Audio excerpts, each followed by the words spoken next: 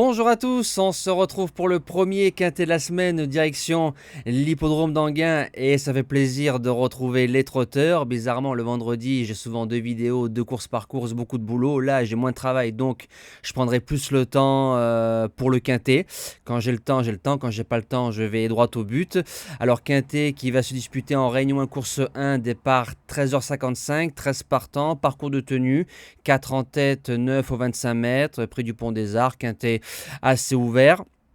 On va retrouver les résultats donc de la veille jeudi dans le quintet. On est 3, 4, 5. Course par course, très correct, voire bon du côté de Cabourg. Surtout la complexité de la réunion, on s'en sort pas trop mal. 3 sur 4 avec les objectifs. Il y en a un qui finit quatrième, donc pas loin de faire le carton plein. Et le report du jour qui passe. Comme d'habitude, on n'oublie pas le combo like-partage. Petite annonce, alors pour ceux qui me suivent concernant les lives, du côté de TikTok, je vais faire les 4 B.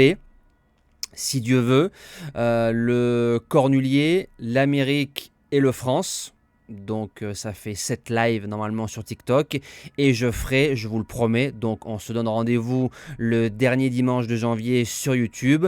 L'année dernière c'était de midi à 19h, donc je prendrai l'antenne entre guillemets si c'est à midi la première course à 11h45 et non-stop jusqu'à la fin de la réunion en espérant passer une belle journée tous ensemble et je sais que ça fait plaisir à beaucoup de personnes de retrouver les lives sur YouTube. Donc merci de vos réponses, ça fait chaud au cœur. Alors c'est parti pour la sélection. On commence avec la base gagnante, j'ai tenté un petit truc. J'ai pris le numéro 11, Hollywood Dubois, déféré des 4, les deux spécialités, attelé, monté, pilote. Dernièrement, du côté de Laval, je pense que la course a servi de préparatoire pour ce quintet-là. Il peut aller devant, il peut attendre. Ils sont que 4 en tête, donc forcément les chevaux des 25 trouvent un engagement meilleur qu'il n'y paraît. Et il faut se rappeler qu'à une époque de sa carrière, il battait facilement un cheval comme Here We Go, qui a plus de 300 000 € de gains.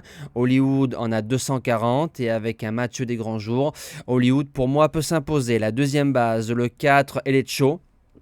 Il a changé d'entraînement, déféré des 4, Raffin, sulky américain, il part en tête, on le touche en objectif lors de sa dernière sortie, il peut aller devant, alors je préfère quand il vient en une fois, aux 1000 mètres. Maintenant, Raffin peut prendre un bandeau, mais vu les chevaux qu'il y a devant, il va aller devant, il peut mettre le peloton au pas, et si Elecho fait sa valeur, il ne doit pas sortir des 3, même si le lot est supérieur.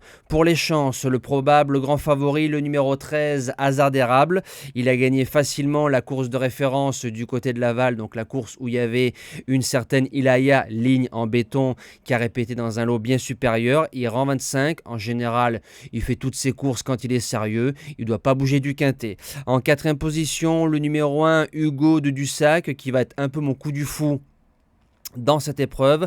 La forme Barrier, ligne un certain Horus de Val, donc très bonne ligne pour moi à ce niveau-là. Je prendrai le dos à Raffin si je serais driver, voilà, ça c'est mon humble avis, et c'est un cheval qui a eu une absence de 1 an et demi entre 2022 et 2024, donc peut-être où je pense qu'il manque un peu d'argent sur son compte en banque, et à 5 ans il luttait avec un certain Olerolov, je dis ça, je dis rien. En cinquième position, le numéro 8, Ulysse Digeo, c'est le troisième larron de l'épreuve de Laval, faux pisté, il sera déféré des postérieurs, faut rien faire de la route avec les bons wagons, dans la ligne droite, il en croisera plus d'un. En sixième position, le numéro 6, Genet de Boitron. Il a gagné son Quintet Plus du côté de Cabourg cet été. Maintenant, c'est un trotteur qui ne répète pas, mais ses lignes sont plutôt correctes. Dans un bon jour, si on voit le vrai Genet, c'est oui pour les places. En septième position, le numéro 5, Elancio. Alors lui, c'est souvent ou tout le temps le trotteur qui vous sort l'argent de la poche. Très beau, très souple, bien présenté, il suit tous les trains et parfois quand il a le jour, il reste un peu là. Maintenant on met Verva, c'est un bon pilote pour ce trotteur-là, je le garde en 8 chevaux. Et je termine avec le numéro 10, Grey ou Grèze, suivant comment on le prononce. Il est troisième d'une belle course à Anguin cet été, derrière Espace Winner et Hidalgo Denoé, donc des chevaux de valeur GNT. Il partait en tête, là il rend 25 dans un lot inférieur, il est assez sérieux, il fait les deux spécialités. Voilà, pareil avec un bon parcours, hein. Vous savez, c'est un peu ces 5-6 chevaux qu'on retrouve dans mon pronostic qui peuvent jouer une place de 3, 4, 5 à l'issue d'une bonne drive ou d'un bon parcours. Je vous dis à demain pour le Quintet d'Auteuil. Merci à tous.